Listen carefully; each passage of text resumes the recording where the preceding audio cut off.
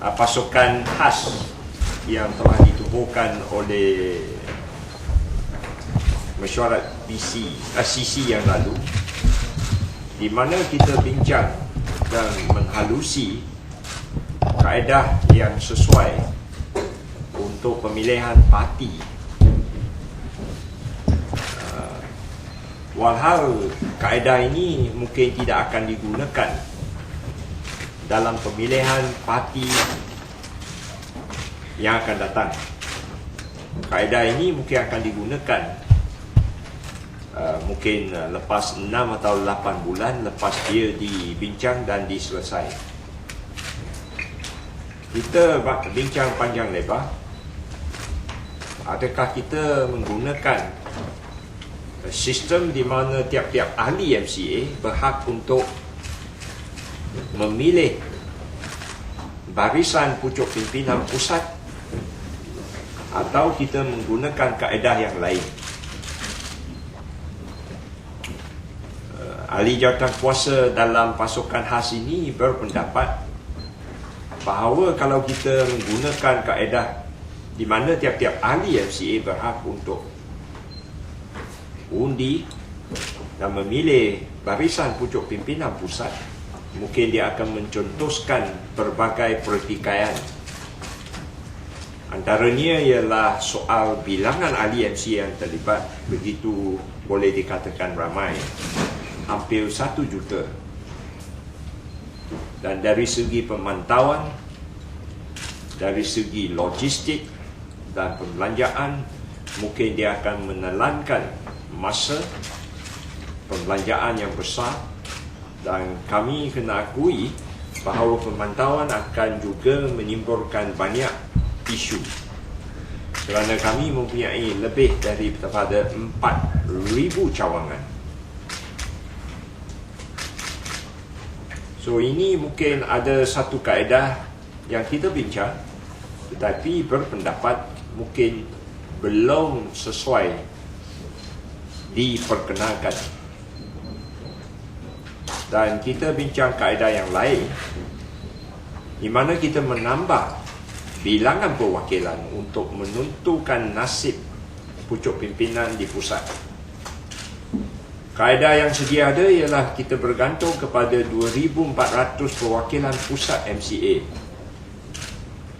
Banyak berpendapat ini adalah terlalu terhad untuk menentukan nasib pucuk pimpinan pusat. Mereka rata-rata berpendapat kita seharusnya menambahkan perwakilan. So antara cara yang dibincang ialah mungkin perwakilan daripada cawangan ke bahagian yang menentukan barisan pucuk pimpinan di bahagian juga sama-sama menentukan barisan pucuk pimpinan pusat. Makna dari cawangan ke bahagian. Dan kita semua menyokong, termasuklah Presiden Datuk Seri Ong Tikiat, untuk mengadakan pemilihan parti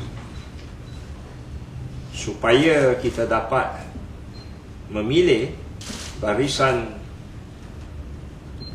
pemimpin di pusat. Tetapi yang menjadikan pertikaian ialah tarikhnya. Yang Berhormat Datuk Seri Lew Tong Lai berpendapat mungkin bulan Disember dan bulan 1 sudah boleh dijalankan pemilihan ini. Walhal saya berpendapat dia seharusnya dilakukan hanya pada bulan Mac. Kerana bulan Disember, seperti kita sedia maklum, banyak orang cuti, termasuklah perwakilan-perwakilan MCA. Dan banyak pemimpin MCA pun bercuti. Lanjutan daripada itu, saya berpendapat maka pemilihan parti pada bulan yang akan datang sukar dilaksanakan. Begitu juga untuk bulan 1 dan bulan 2.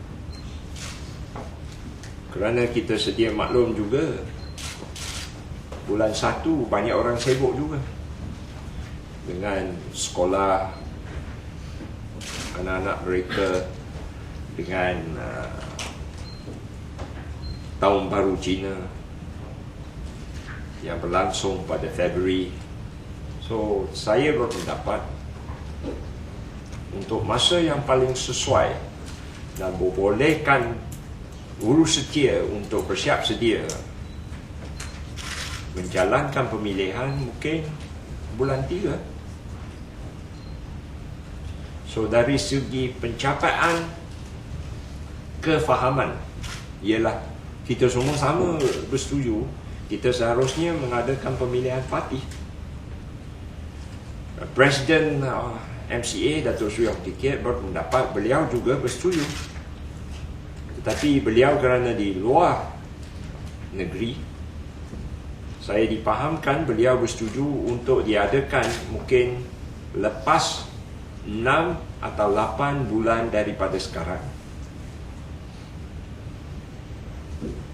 Mungkin beliau berpendapat kaedah yang baru lebih sesuai. Sebab itu dia memerlukan masa yang lebih panjang, 6 hingga 8 bulan. Tetapi kalau kita menggunakan kaedah yang sedia ada, iaitu perwakilan pusat 2,400, maka kita boleh melaksanakan pemilihan dengan masa yang lebih singkat. Yang kedua, saya berpendapat bahawa pihak Liao Tong Lai seharusnya batalkan dia punya EGM untuk menunjukkan komitmen beliau, sokongan beliau untuk menghayati usaha-usaha yang dilakukan oleh Perdana Menteri dan Timbalan Perdana Menteri dalam usaha menyelesaikan masalah dalaman MCA.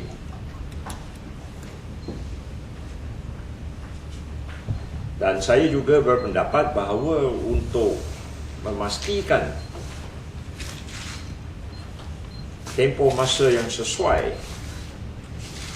supaya keadaan MCA dapat dipulih, masa ini tidak seharusnya ada peran media. So, kami juga berharap media juga bagi ruang dan kesempatan kepada pihak kami supaya bincang secara tenang dan tak payahlah media membuat berbagai spekulasi. Yang ketiga ialah kami juga bercadang kepada pihak Liao bahawa dalam tempoh masa kita, dari tempoh masa sekarang hingga pemilihan parti diadakan, mungkin dari segi kedudukan pemimpin MCA dalam parti tidak seharusnya berubah. Makna dikekalkan status quo. So, yang menjadikan isu ialah bila pemilihan parti yang baru. Yang kedua, bila EGM yang seharusnya berlangsung 28 hari bulan ini dibatalkan.